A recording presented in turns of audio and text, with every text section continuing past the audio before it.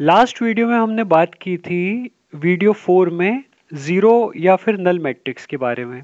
Class 5 में हम बात करने वाले हैं कंपेरेबल मैट्रिक्स और इक्वल मैट्रिसेस के बारे में। ठीक है, तो कंपेरेबल मैट्रिसेस क्या होती है पहले उसको देख लेते हैं, उसकी डिफाइन कर लेते हैं, फिर उसके बाद उसको पूरा समझते हैं कि what do we actually mean by comparable matrices. Clear? तो देखते हैं sorry. Two matrices A and B are said to be comparable if they are of same order. यहाँ पे ये मतलब हुआ कोई भी दो मैट्रिक्स A या B को आप कंपेरेबल कह सकते हो अगर दोनों का ऑर्डर सेम हो। इसका मतलब ये हुआ कि जो नंबर ऑफ रोज ए में है वही नंबर ऑफ रोज बी में भी होनी चाहिए। सिमिलरली जो number of column matrix A में है same to same number of column matrix B में भी होना चाहिए। जैसे हम ये एग्जांपल देख सकते हैं कि यहाँ पे मैट्रिक्स ए में कितनी रोज हैं, 2 रोज हैं, और मैट्रिक्स बी में कितनी रोज हैं, 2 रोज हैं। सिमिलरली मैट्रिक्स ए में कॉलम कितने हैं, 3, और मैट्रिक्स बी में भी कितने कॉलम हैं, 3।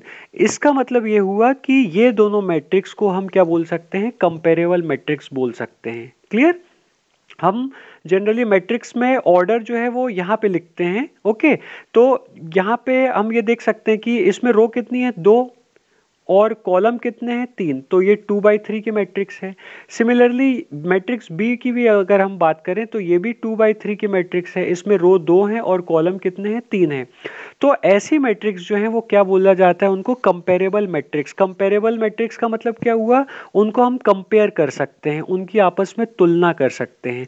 अगर यहाँ पे ए और बी जो है वो दोनों के ऑर्डर सेम नहीं है तो हम उसको बोल सकते हैं कि हम ये इन दोनों मैट्रिक्स को कंपेयर नहीं कर सकते। ओके, तो उस कंडीशन में वहाँ पे वो जो है आपकी मैट्रिक्स वो कंपेरेबल मैट्रिक्स नहीं कहलाती है। तो जैसे एक एग्जांपल देख लेते हैं।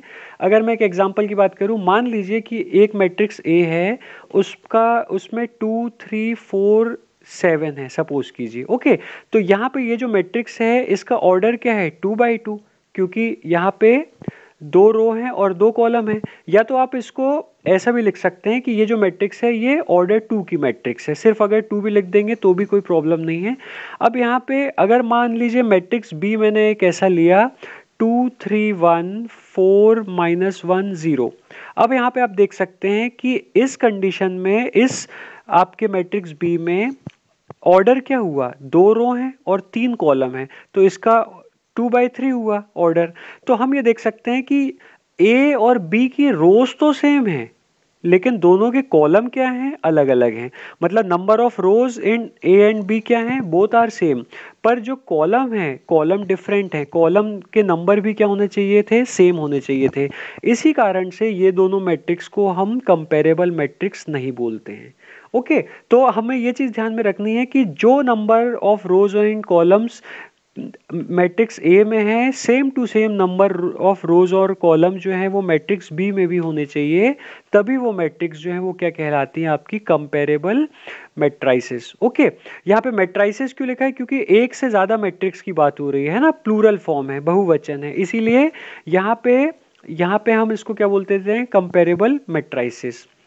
आगे बढ़ते हैं इक्वल मैट्रिसेस की तरफ। अब देखिए इक्वल मैट्रिसेस क्या होती हैं, two matrices A and B are said to be equal, जिसको हम कैसे डिनोट करते हैं, ए इक्वल टू बी। जैसे मान लीजिए कि हमने दो मैट्रिक्स लिया ए और बी को, तो वो दोनों इक्वल कहलाएंगी, जिसको हम कैसे डिनोट कर सकते हैं, ए इज इक्वल टू बी से, अगर वो दो कंडीशन सेटिस्फाई करती हैं। अगर वो ये दोनों कंडीशन सेटिस्फाई करती हैं, पहले क्या होना चाहिए, they are of same order, मतलब यहाँ पे ये कह सकते हैं कि वो कंपेरेबल मैट्रिक्स होने चाहिए। मतलब कंपेरेबल मैट्रिसेस मतलब यहाँ पे कि दोनों का ऑर्डर जो है वो क्या होना चाहिए, सेम। जो ऑर्डर मैट्रिक्स ए का है same to same order matrix B का भी होना चाहिए। और सेकंड कंडीशन क्या है, देयर करस्पॉन्डिंग एंट्रीज और एलिमेंट्स आर इक्वल। एक बार फिर बता दूं, देयर करस्पॉन्डिंग एंट्रीज और एलिमेंट्स आर इक्वल। अब देखिए करस्पॉन्डेंस का मतलब क्या होता है, जैसे अगर मैं ये बात करूं कि 3 का करस्पॉन्डिंग एलिमेंट 2 है, मतलब ये जो फर्स्ट फर्स्ट रो और फर्स्ट कॉलम का एलिमेंट है, और ये इस मैट्रिक्स में भी ये जो फर्स्ट रो और फर्स्ट कॉलम का एलिमेंट है। ओके, तो ये जो दोनों करस्पॉन्डिंग एलिमेंट हैं या एंट्रीज हैं, ये दोनों सेम होने चाहिए। लेकिन क्या ये दोनों सेम है? आप ये देख सकते हैं, ये 3 है और ये क्या है, 2 है, क्योंकि 3 और 2 दोनों इक्वल नहीं होते हैं। तो अगर एक एंट्री या एक एलिमेंट भी अलग हुआ तो वो दोनों मैट्रिक्स जो हैं वो क्या कहलाएंगी आपकी, ये आपकी इक्वल मैट्रिक्स नहीं कहलाएगी। ओके, इन दोनों को आप क्या बोलोगे, अनइक्वल मैट्राइसेस। ओके, या फिर ये भी बोल सकते हैं कि both the two matrices are not equal. अब यहाँ पे ये चीज ध्यान में रखनी है कि करस्पॉन्डिंग एलिमेंट्स का मतलब क्या होता है। जैसे 3 का करस्पॉन्डिंग एलिमेंट यहाँ पे क्या है, 2 है। सिमिलरली यहाँ पे 2 का करस्पॉन्डिंग एलिमेंट क्या है, 3 है। 0 का करस्पॉन्डिंग एलिमेंट क्या है, 0 है। और 1 का करस्पॉन्डिंग एलिमेंट क्या है, 1 है। क्लियर? तो हम ये देख सकते हैं 0 तो यहाँ पे 0 के इक्वल है, 1 तो यहाँ पे 1 के इक्वल है, लेकिन ना तो 3 यहाँ पे 2 के इक्वल है और ना ही यहाँ पे 2 3 के इक्वल है। तो इस कंडीशन में हम ये देख सकते हैं कि ये जो दोनों मैट्रिक्स हैं ये इक्वल मैट्रिक्स नहीं है। Is that clear? तो इक्वल मैट्रिक्स में दो कंडीशन सेटिस्फाई होनी चाहिए। सबसे पहले तो उनके ऑर्डर सेम होने चाहिए। आप ये देख सकते हैं कि यहाँ पे इसका ऑर्डर और इन दोनों का ऑर्डर सेम है, मतलब फर्स्ट कंडीशन तो सेटिस्फाई हो रही है। कैसे सेटिस्फाई हो रही है? क्योंकि इस मैट्रिक्स का भी ऑर्डर 2/2 का है और इस मैट्रिक्स का भी ऑर्डर क्या है, 2/2 का है। मतलब यहाँ पे 2 रो और 2 कॉलम है, यहाँ पे भी 2 रो और 2 कॉलम है। लेकिन पहली कंडीशन तो सेटिस्फाई हो जाती है, लेकिन दूसरी कंडीशन जो है वो क्या सेटिस्फाई हो रही है, नहीं। यहाँ पे करस्पॉन्डिंग एलिमेंट जो है वो सेम नहीं है, इसी के कारण ये इक्वल मैट्राइसेस आपकी नहीं कहलाएंगी। अब जैसे एग्जांपल 2 है, अगर मान लीजिए ए और बी, ए आपकी ये मैट्रिक्स है और मैट्रिक्स बी ये है। सबसे पहले तो देख लेते हैं क्या इनके ऑर्डर सेम है। यस, इनके ऑर्डर सेम है, क्योंकि 2 रो ए में है, 2 रो बी में भी है। मैट्रिक्स ए में 3 कॉलम है, मैट्रिक्स बी में भी 3 कॉलम है। तो फर्स्ट कंडीशन तो हमारी सेटिस्फाई हो जाती है कि वो सेम ऑर्डर के हैं। लेकिन क्या उनकी एंट्रीज या एलिमेंट जो है वो इक्वल है?